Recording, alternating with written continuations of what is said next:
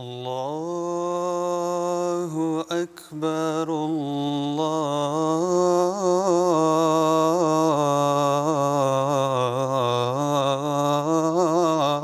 اکبر اللہ اکبر اللہ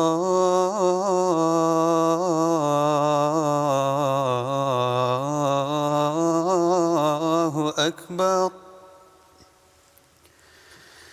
اشہد ان لا الہ الا اللہ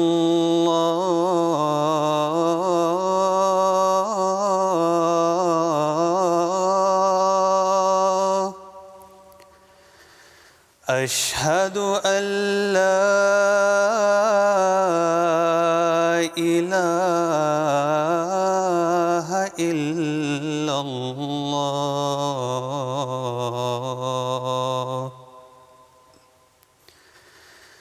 اشہد ان محمدا رسول اللہ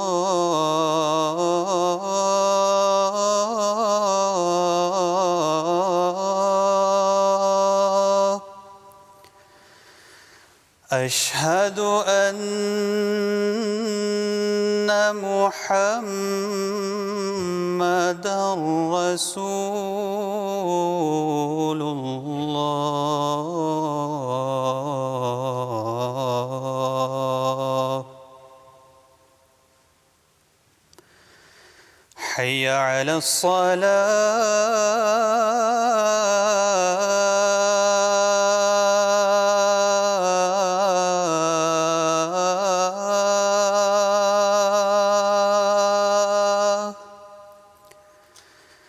حی علی الصلاة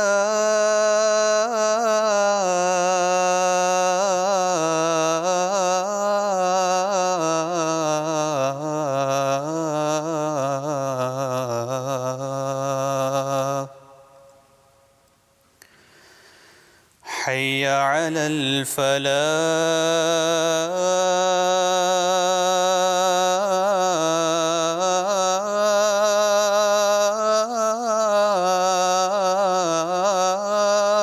الفلاح حی علی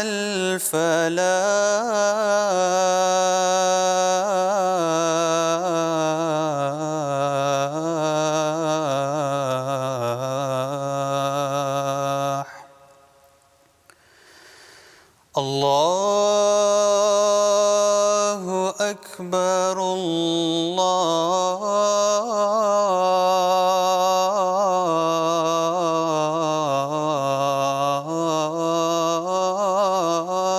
اکبر لا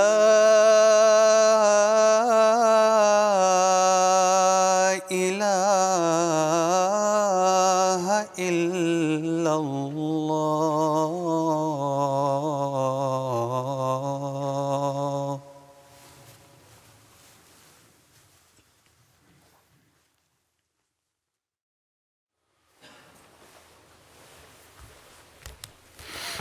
السلام علیکم ورحمۃ اللہ۔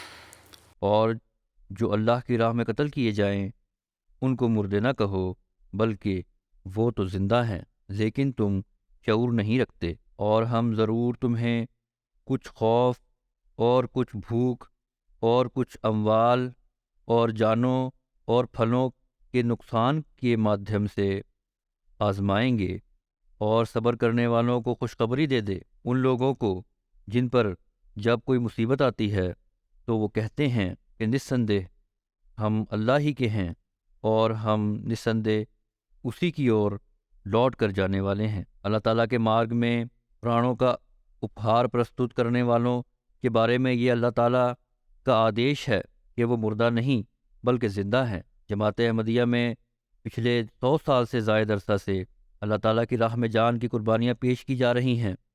کیا ان کی قربانیاں بیکار گئیں؟ نہیں، بلکہ جہاں اللہ تعالیٰ ان شہداء کے مقام کو بلند کرتا رہا اپنے وعدے کے مطابق، وہاں جماعت کو پہلے سے بڑھ کر ترقیات سے نوازتا رہا۔ ان شہیدوں نے جہاں اگلے جہان میں وہ مقام پایا جو انہی کا حصہ ہے، اور ان کے درجات ہمیشہ بڑھتے چلے جانے والے ہیں، وہاں اس دنیا میں بھی ہمیشہ کے لیے ان کے نام روشن ہوئے، اور ان کا اللہ تعالیٰ کی راہ میں جان دینا نہ صرف اپنے لیے بلکہ جماعت کی زندگی کا بھی کارن بن رہا ہے۔ یہی تو ہیں جو پیچھے رہنے والوں کی زندگی اور ترقیات کا بھی مادھیم بن رہے ہیں۔ پھر وہ مردہ کس طرح ہو سکتے ہیں؟ یہ جان کی قربانی جو حضرت صاحبزادہ سید عبداللطیف شہید کی قربانی سے شروع ہوئی، جماعت احمدیہ میں سامانیہ روپ سے افغانستان اور اپ مہادیپ کے احمدیوں کے حصے میں رہی۔ افریقہ میں بھی ایک مخلص احمدی نے کانگو میں اپنے پرانوں کا اپہار 2005 میں شدھ روپ سے جماعت کے لیے پرستت کیا تھا، لیکن گزشتہ دنوں افریقہ کے مہادیپ کے دیش برکینا فاسو میں جو پریم، نشٹھا، وفا اور ایمان اور وشواس سے اوت پروت جماعت کے لوگوں نے جو نمونہ مجموعی طور پر دکھایا ہے وہ آشچریہ پورن ہے۔ اپنی مثال آپ ہے جن کو موقع دیا گیا کہ مسیح موعود علیہ السلام کی صداقت کا انکار کرو اور اس بات کو سویکار کرو کہ عیسیٰ علیہ السلام آسمان پر زندہ ہیں اور آسمان سے اتریں گے، تو ہم تمہاری جان بخشی کرتے ہیں۔ جن کو موقع دیا گیا کہ مسیح موعود کی صداقت کا انکار کرو اور اس بات کو سویکار کرو کہ عیسیٰ علیہ السلام آسمان پر زندہ ہیں اور آسمان سے اتریں گے، تو ہم تمہاری جان بخشی کر دیتے ہیں۔ لیکن ان ایمان اور یقین سے بھرے ہوئے لوگوں نے جن کا ایمان پہاڑوں سے زیادہ مضبوط نظر آتا ہے، جواب دیا کہ جان تو ایک دن جانی ہے، آج نہیں تو کل۔ اس کے بچانے کے لیے ہم اپنے ایمان کا سودا نہیں کر سکتے۔ جس سچائی کو ہم نے دیکھ لیا ہے اسے ہم چھوڑ نہیں سکتے۔ اور یوں ایک کے بعد دوسرا اپنی جان قربان کرتا چلا گیا۔ ان کی عورتوں اور بچے بھی یہ نظارہ دیکھ رہے تھے اور کوئی شور کسی نے نہیں کیا۔ اتہ یہ وہ لوگ ہیں جنہوں نے افریقہ میں بلکہ دنیا احمدیت میں اپنی قربانیوں کا ایک نیا اتہاس بنایا ہے۔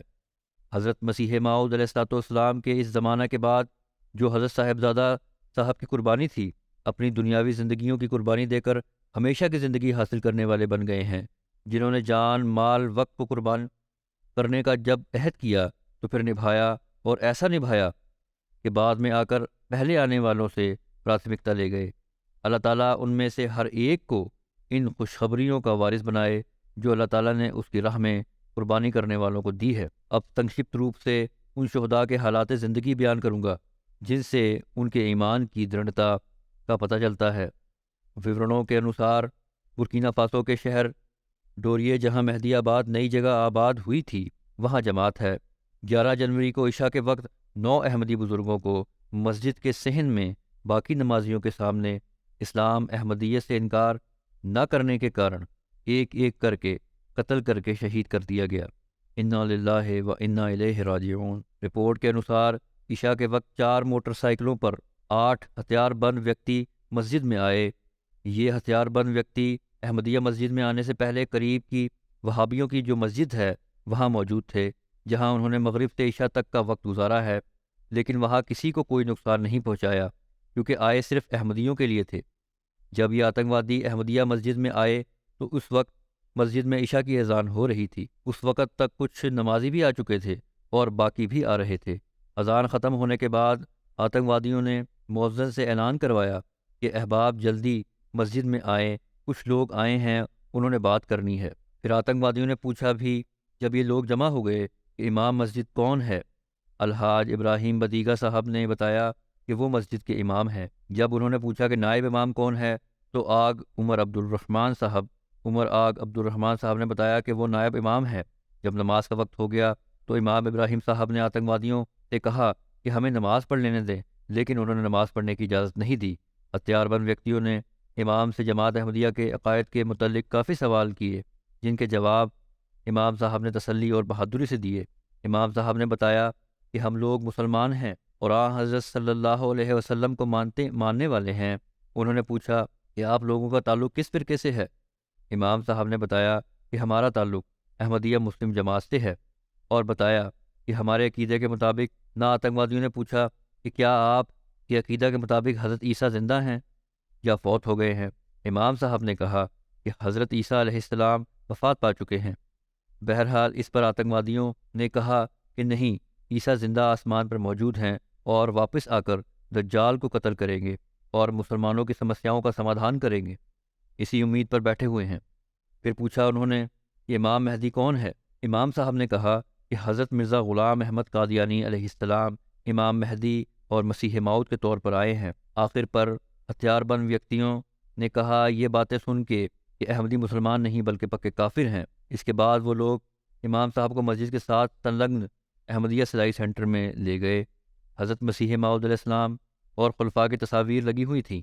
وہ تصاویر لے کر امام صاحب کے ساتھ واپس مسجد میں آ گئے اور پھر ان تصاویر کے حوالے سے امام ابراہیم سے سوال کیے۔ امام صاحب نے حضرت اقدس مسیح موعود علیہ السلام اور خلفاء کے نام بتائے اور ایک ایک تصویر کا تعارف کروایا اور کہا کہ حضرت مسیح موعود علیہ السلام بطور امام مہدی اور مسیح موعود آئے ہیں۔ اس پر انہوں نے کہا کہ نعوذ باللہ، مرزا غلام احمد کا نبوت کا دعویٰ جھوٹا ہے۔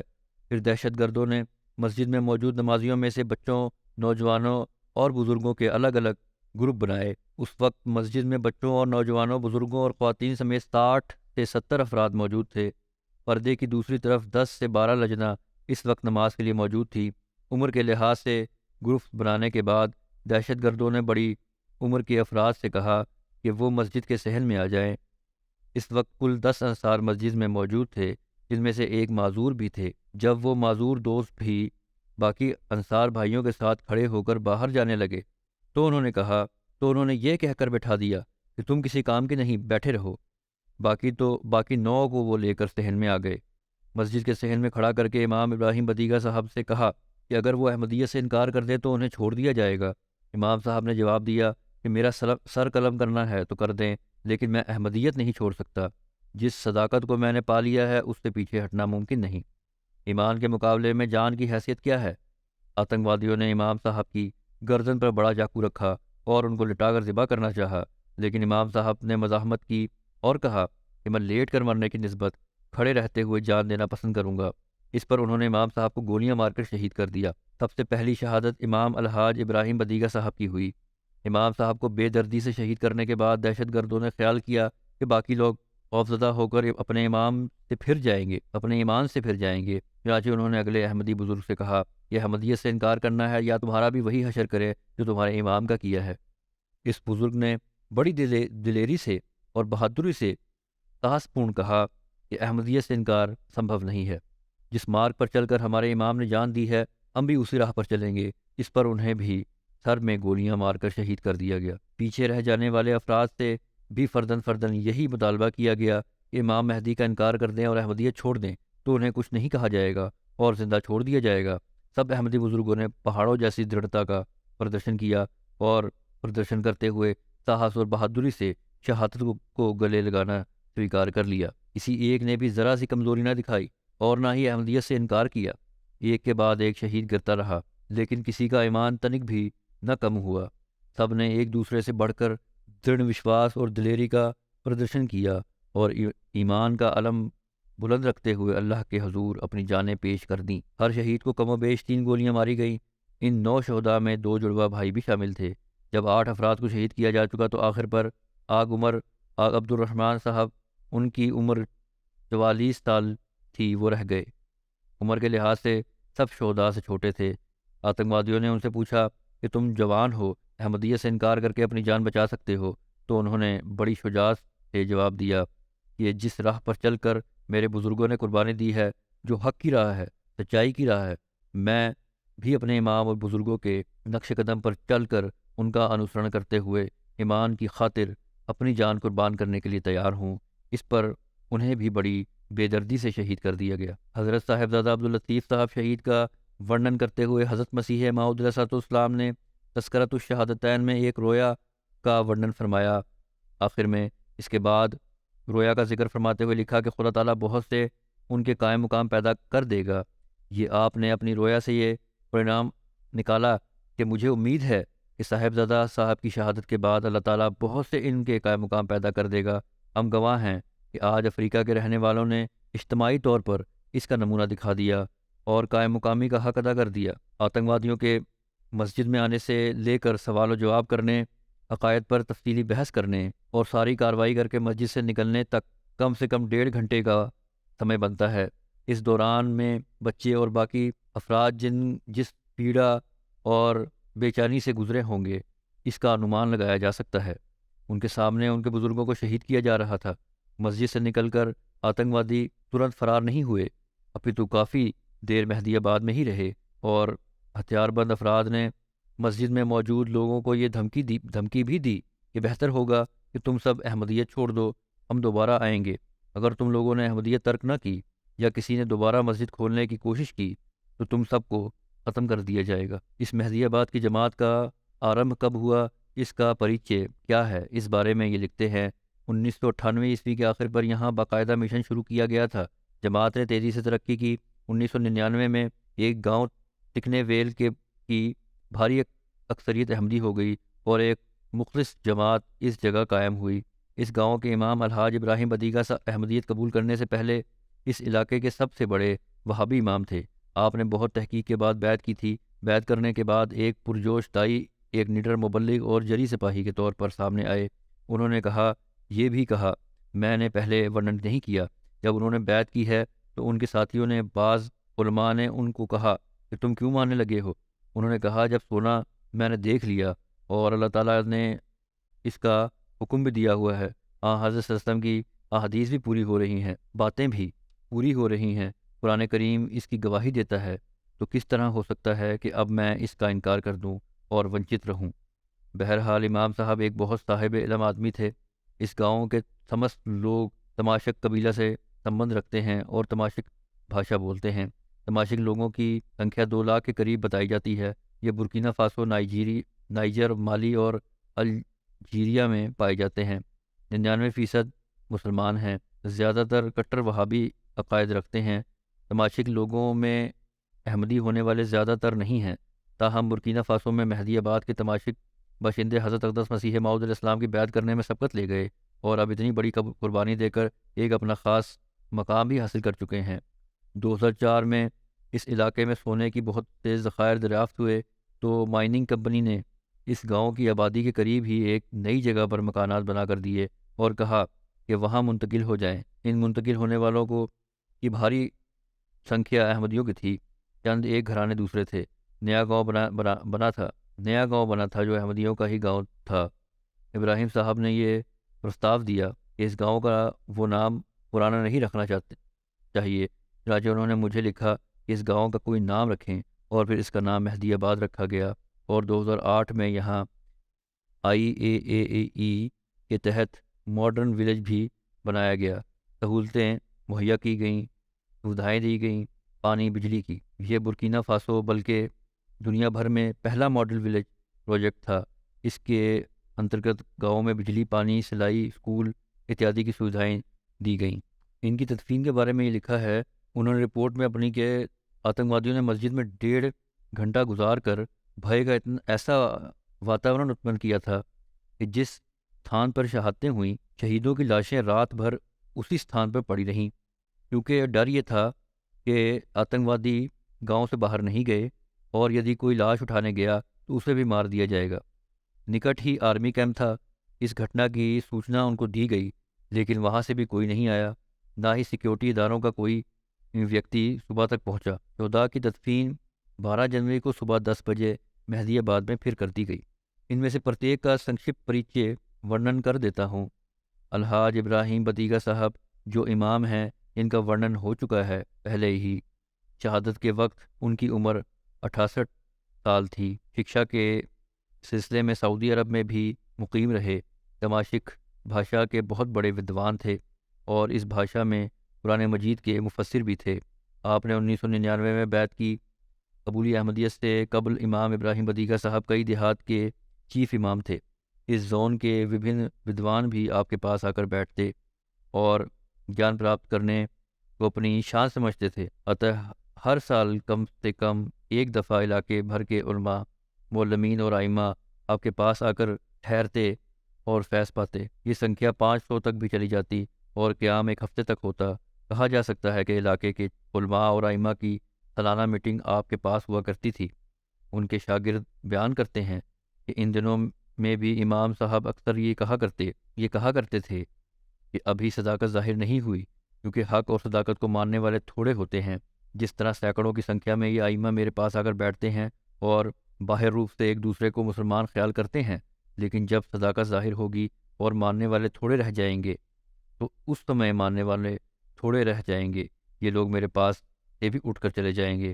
نیکی تھی، تقویٰ تھا، علم تھا، اس لیے زمانے کے حالات کے انوسار اندازہ لگا لیا کہ صداقت نے ظاہر ہونا ہے، اور اس کے بعد جو ہمیشہ سے نبیوں کے ورودھیوں کا دستور رہا ہے، یہ لوگ بھی ورود کریں گے، جو انہوں نے دل میں بہرحال مانا ہوا تھا کہ جب بھی حق پہنچا میں نے ماننا ہے۔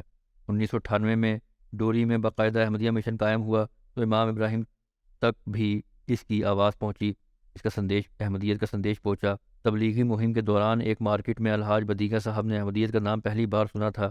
انہیں پتہ چلا کہ احمدی وفات مسیح کے قائل ہیں اور مسیح اور مہدی کے آنے کی خبر دیتے ہیں، تو ابراہیم دیگا صاحب 7 افراد کا ایک وفد لے کر تلاش حق کے لیے ڈوری مشن ہاؤس تشریف لائے۔ بہت کھوج بین چھان بین کے بعد احمدیت قبول کی تھی۔ آپ نے اپنے زون میں پہلا احمدی ہونے کا شرف پایا۔ یہ جو مخالفین کہتے ہیں نا کہ غریب لوگ ہیں، ان کو لالچ دے کر بیعت کروا لیتے ہیں، ان کو دین کا کچھ پتہ نہیں ہے، ان شہیدوں نے ان کے ہی منہ بند کر دیے ہیں۔ سمجھ کر صداقت کو قبول کیا اور پھر قربانی کا بھی اعلیٰ ترین مثال قائم کی۔ بہرحال ابراہیم صاحب کے بارے میں مزید لکھا ہے، پہلے بھی ورنن ہو چکا ہے کہ ایک نڈر سپاہی تھے جماعت کے، بے خوف داعی اللہ تھے اور واستوک ارتھوں میں ایک فدائی احمدی تھے۔ تبلیغ اور پریاسوں سے آپ کی تبلیغی پریاسوں سے چھیتر بھر میں احمدیت کا سندیش پھیل گیا، کئی جماعتیں استھاپت ہوئیں، آپ بڑھ چڑھ کر جماعتی پروگراموں میں بھاگ لیتے۔ احمدیت سویکار کرنے سے پورو ان کے عقائد کے انوسار وہابیوں کے علاوہ باقی سب فرقے کافر تھے۔ ٹی وی دیکھنا، فٹ بال کھیلنا یا دیکھنا، اسکول جانا، تصویریں بنانا، یہ سب چیزیں یہ حرام تھیں ان کے نزدیک، جیسا کہ وہابیوں کا عقیدہ ہے۔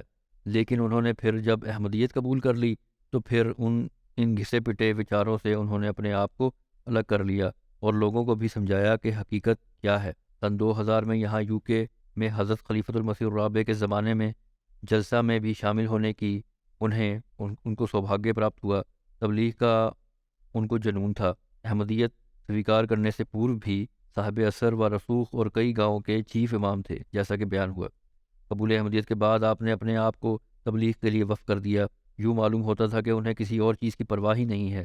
انہوں نے تبلیغ کے واٹس ایپ گروپ بنا رکھے تھے، جس میں خاص طور پر تماشک لوگوں کے لیے ایک گروپ تھا۔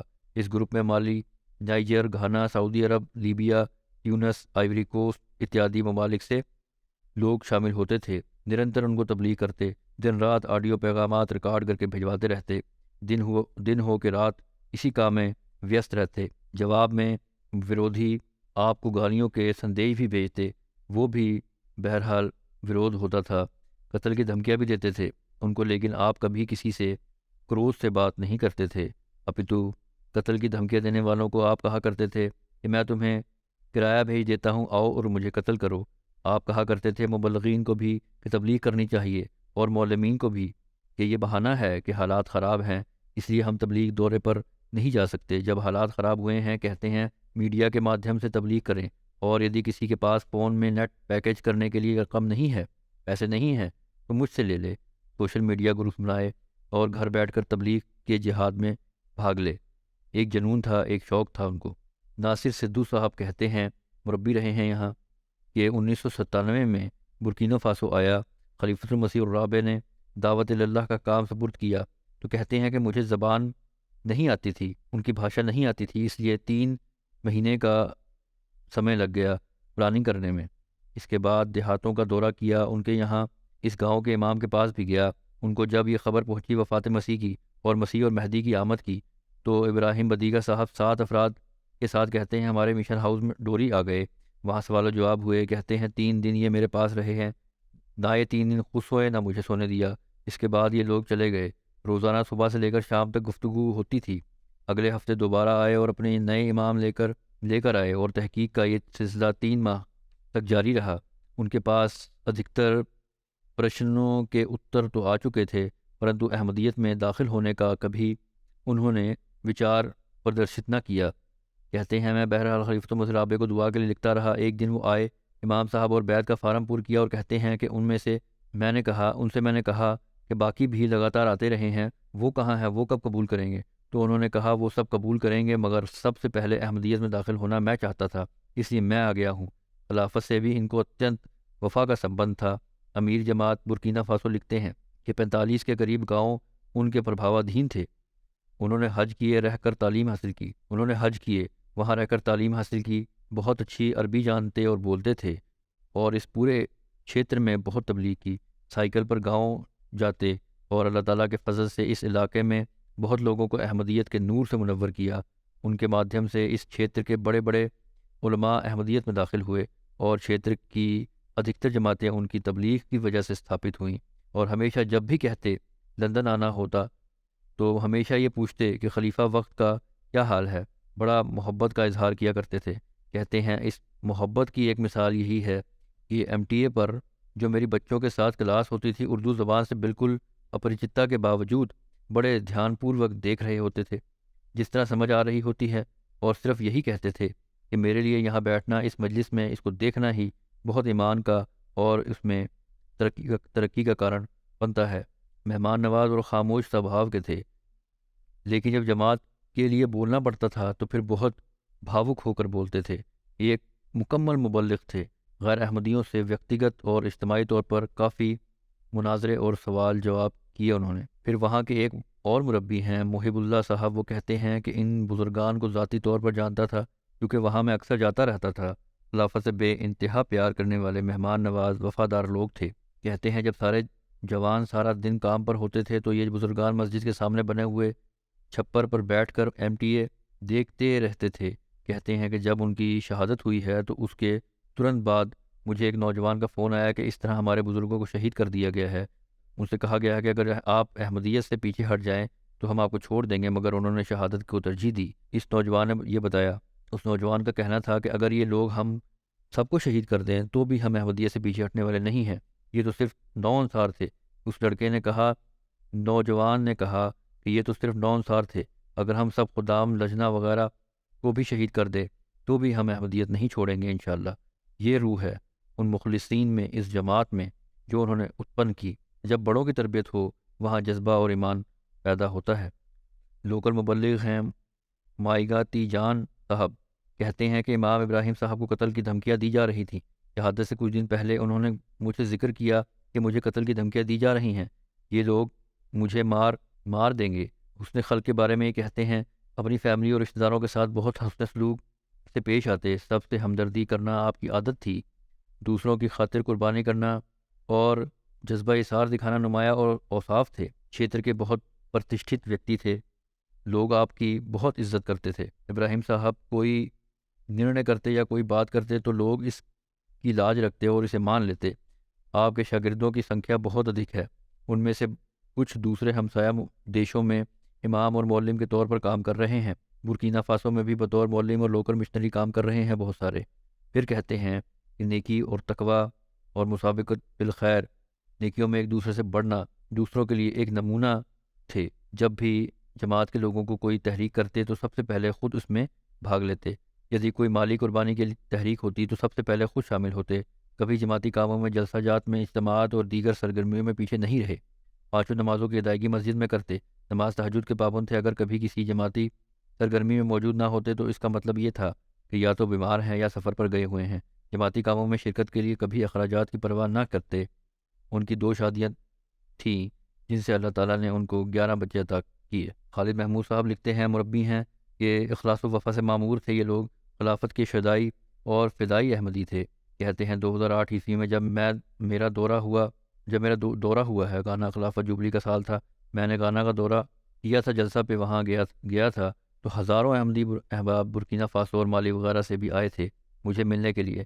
اس موقع پر گھانا جماعت نے ضیافت اور رہائش کے انتظامات بھی اچھے کیے ہوئے تھے، لیکن اس کے باوجود چند احباب جو ڈوری سے آئے تھے، یہ لوگ بھی شامل تھے ان میں۔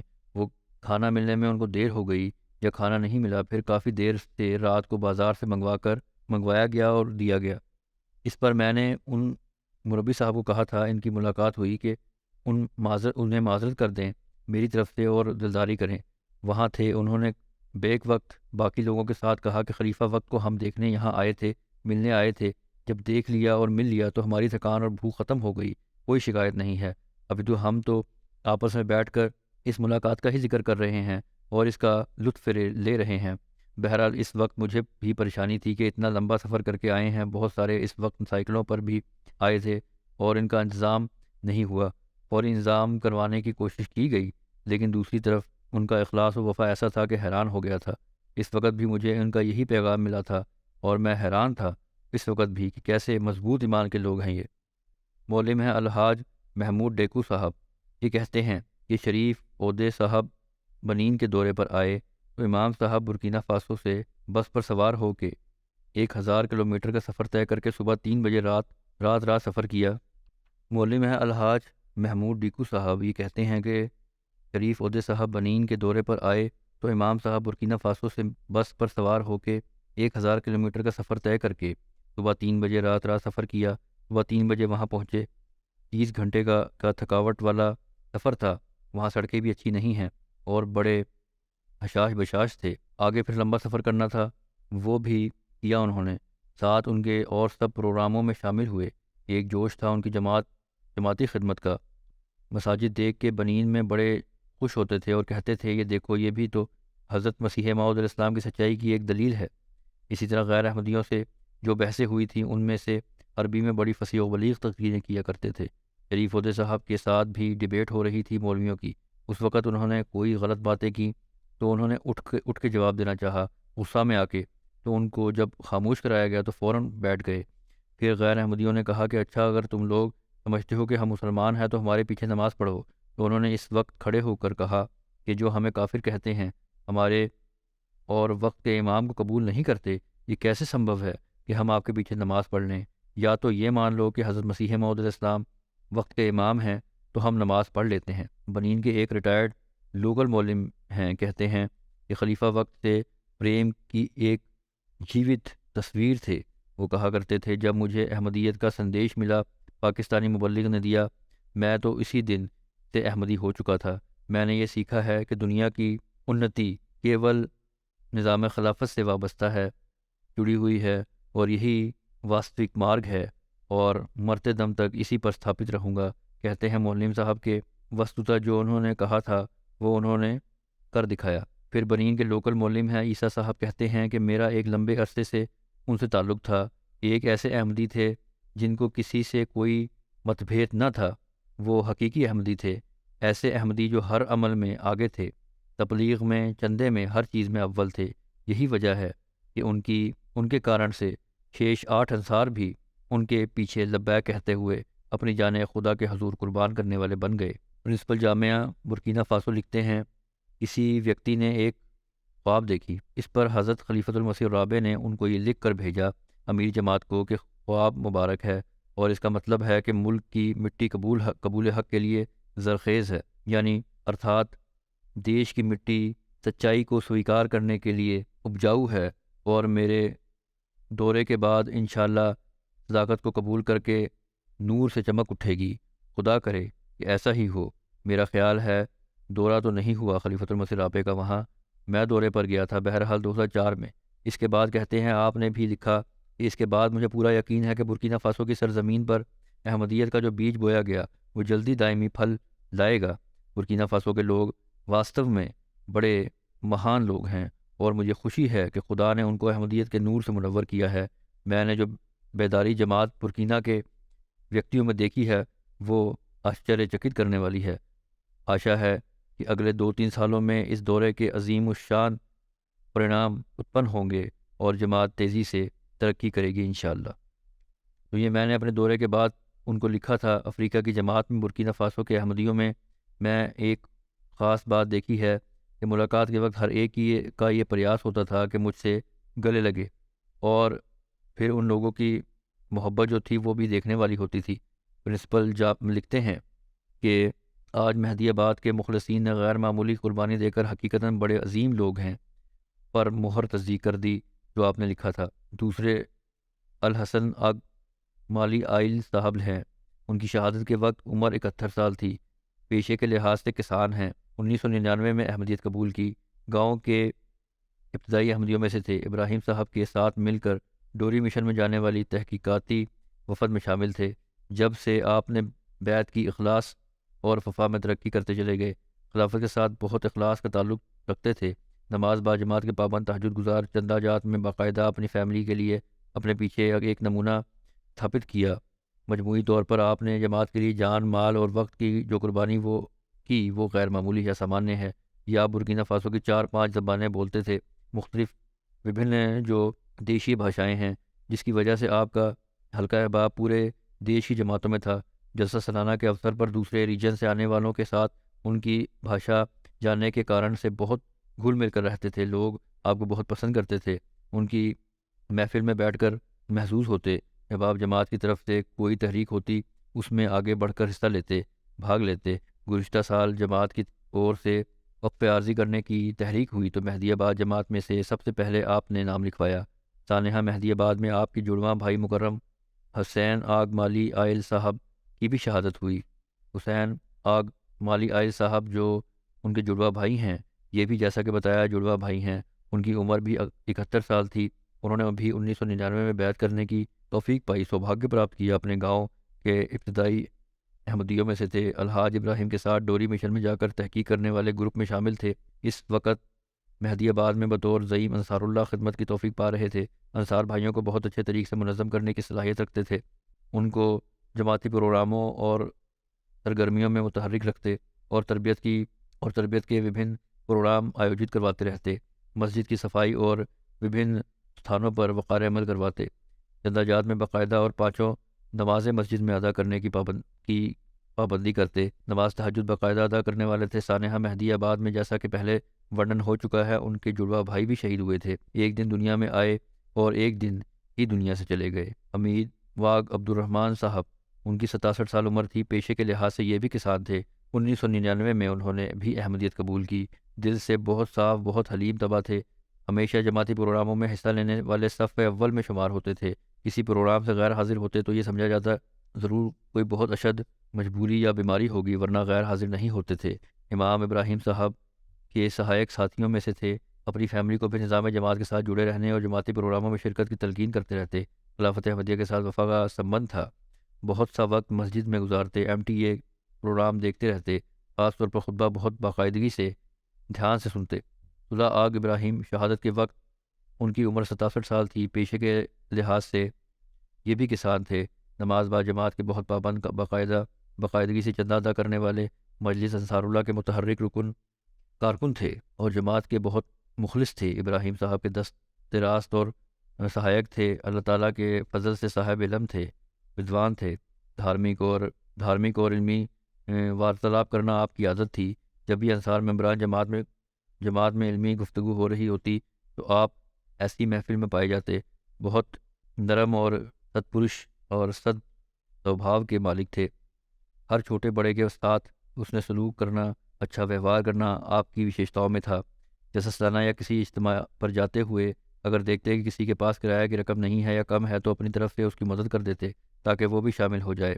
ان دنوں میں اس سال ڈوری کے چھیتر سے نکل کر سفر کرنا بہت ہمت کا کام تھا، کیونکہ ہر طرف آتنکوادیوں نے اپنی دہشت پھیلائی ہوئی تھی۔ لیکن اس کے باوجود تمام خطرات کو دیکھتے ہوئے بھی مہدی آباد سے دسمبر کے آخری ہفتہ میں ہونے والے جلسہ سالانہ برکینا فاسو میں سملت ہوئے۔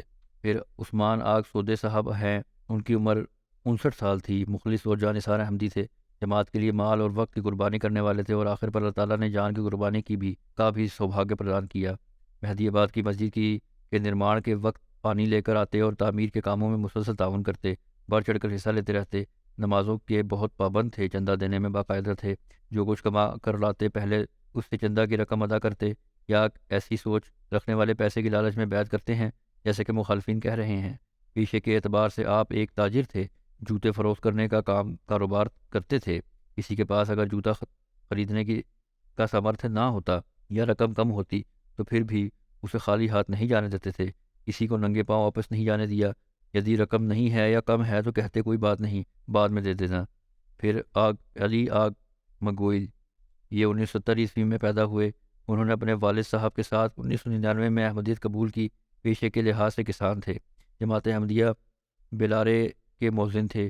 جب کچھ سمے پورو آتنکوادیوں کے کارن سے ان کو اپنے گاؤں سے جانا پڑا تو انہوں نے مہدی آباد میں سکونت اختیار کر لی، وہاں کے نواسی ہو گئے۔ بہت مخلص احمدی تھے، نمازوں اور چندہ جات میں باقاعدہ تھے اور جماعت کی تمست سرگرمیوں میں بڑھ چڑھ کر بھاگ لینے والے تھے۔ پھر موسیٰ آگ ادراہی، شہادت کے وقت ان کی عمر 53 سال تھی، یہ بھی کھیتی باڑی کے کام کرتے تھے اور جماعت کے کاموں میں ہمیشہ پیش پہ رہتے۔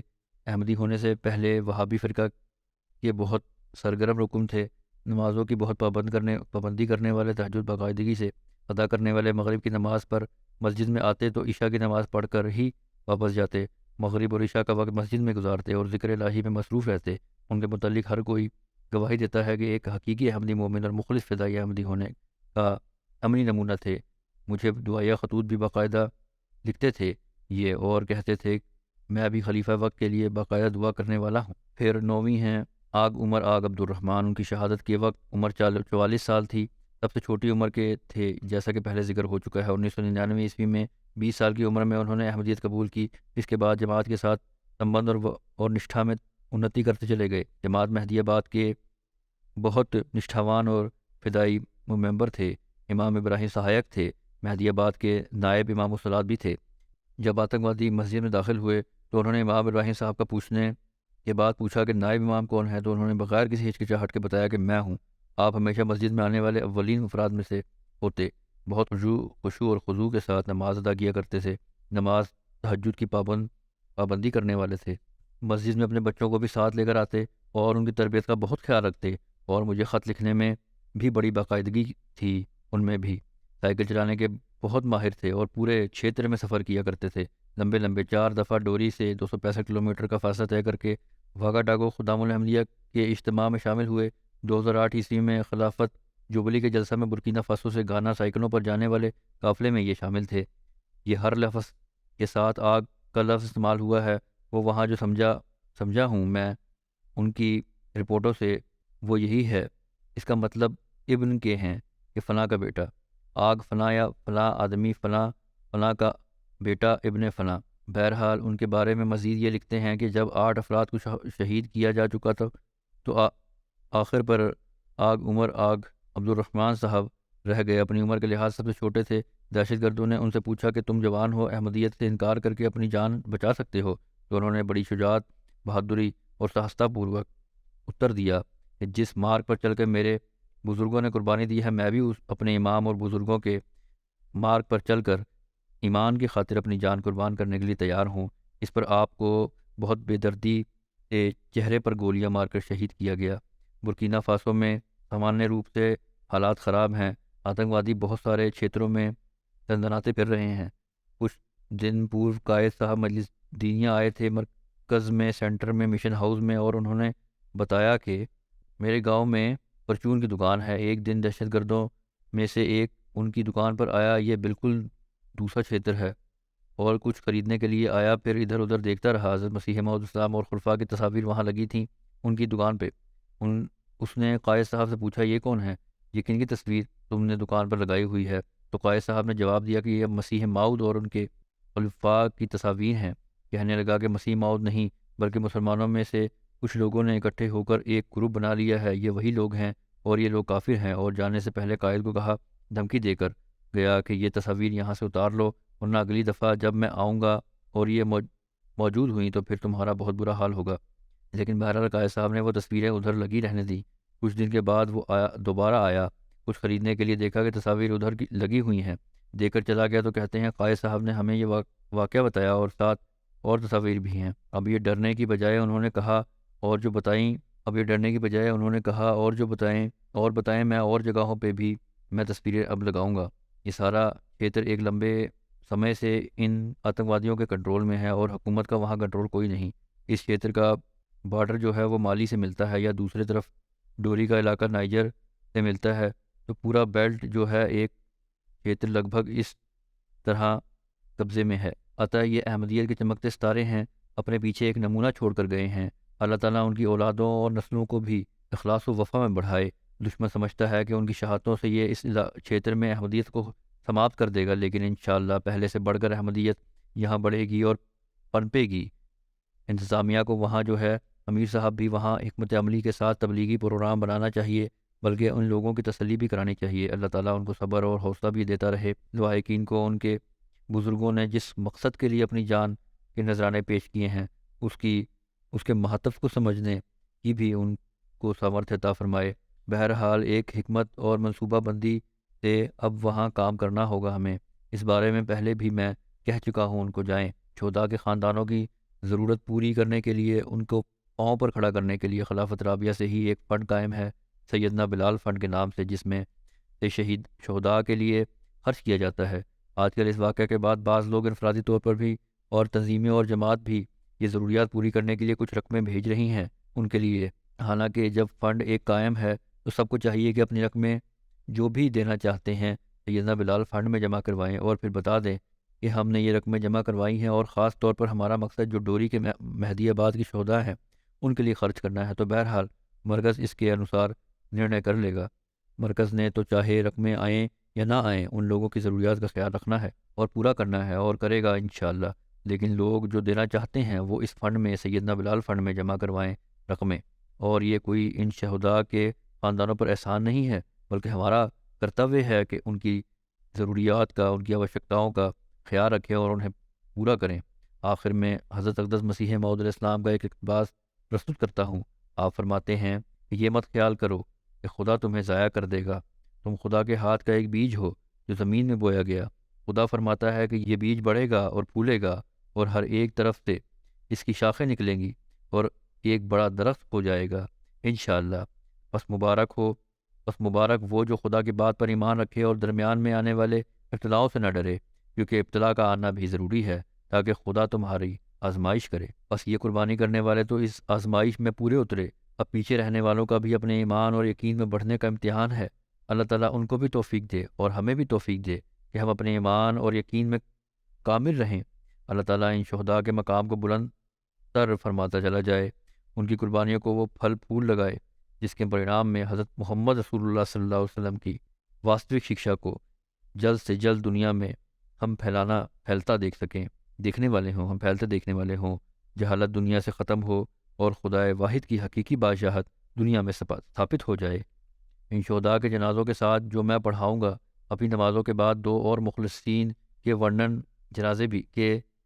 ذکر جنازے بھی ہیں، جن میں سے ایک ڈاکٹر کریم اللہ زیروی صاحب ہیں، جو صوفی خدا بخش زیروی صاحب کے بیٹے تھے، امریکہ میں رہتے تھے۔ 4 جنوری کو ان کی وفات ہوئی، 83 سال کی۔ انا للہ و انا الیہ راجعون۔ اللہ تعالیٰ کے فضل سے موسی تھے۔ ان کے والد صوفی خدا بخش صاحب نے 70 سال کی عمر میں 1928 عیسوی میں قادیان جا کر خلیفہ ثانی کے ہاتھ پر بیعت کی تھی۔ کریم اللہ زیروی صاحب حضرت ملک سیف الرحمن صاحب کے داماد بھی تھے، بڑے علمی آدمی تھے۔ بعض کتب بھی انہوں نے لکھی ہیں، جماعتی خدمت کی بھی انہیں بہت توفیق ملی ہے۔ اللہ تعالیٰ ان سے مغفرت اور رحم کا سلوک فرمائے۔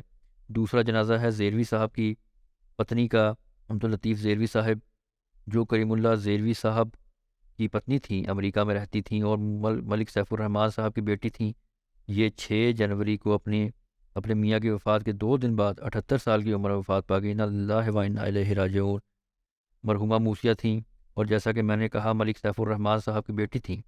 ان کی والدہ کا نام رشید شوکت تھا، جو مدیر رہی ہیں رسالہ مصباح روا کی۔ ان کی پیدائش قادیان کی ہے، بڑی علمی رکھنے والی خاتون تھی، پڑھی لکھی تھی، MSc کیا ہوا تھا، جماعتی خدمات کی بھی ان کو توفیق ملی۔ اللہ تعالیٰ مرحومہ سے بھی مغفرت اور رحم کا سلوک فرمائے۔ ان کے بھائی ملک مجیب الرحمن صاحب اپنی بہن اور بہنوئی کے بارے میں لکھتے ہیں کہ بہت محبت کرنے والا جوڑا تھا۔ انہوں نے بہت مشقتیں برداشت کی، لیکن کبھی کسی چیز کے بارے میں کوئی شکایت نہیں کی۔ میں نے انہیں کبھی کسی بارے میں کوئی نکاراتمک وارتلاب کرتے نہیں دیکھا۔ دونوں علم کے گہرے سمندر تھے، زندگی کے آخری لمحات تک ہر کسی کے ساتھ محبت کرنے والے، ان کی ضروریات کا خیال رکھنے اور بے پناہ پیار و محبت کرنے والے تھے۔ ماشاءاللہ بڑی بھرپور اور بہترین زندگی گزاری، اپنے معاشرے اور ماحول میں دوسروں پر اتنت سکاراتمک پربھاؤ ڈالنے والے اور اچھا پربھاؤ اور رسوخ رکھنے والے بزرگ انسان تھے۔ اللہ تعالیٰ ان سے مغفرت اور رحم کا سلوک فرمائے۔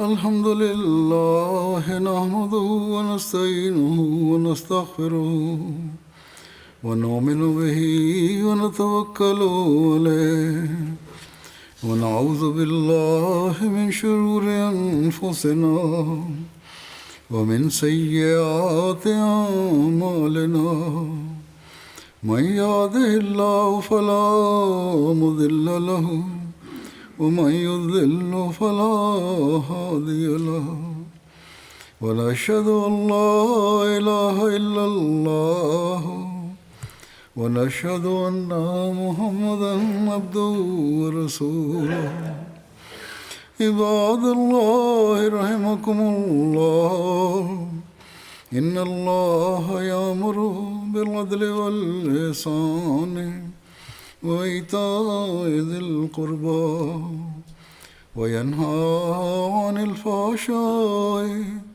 والمنكر والبغي يعظكم لعلكم تذكرون اذكروا الله يذكركم وادعوه يستجب لكم ولذكر الله أكبر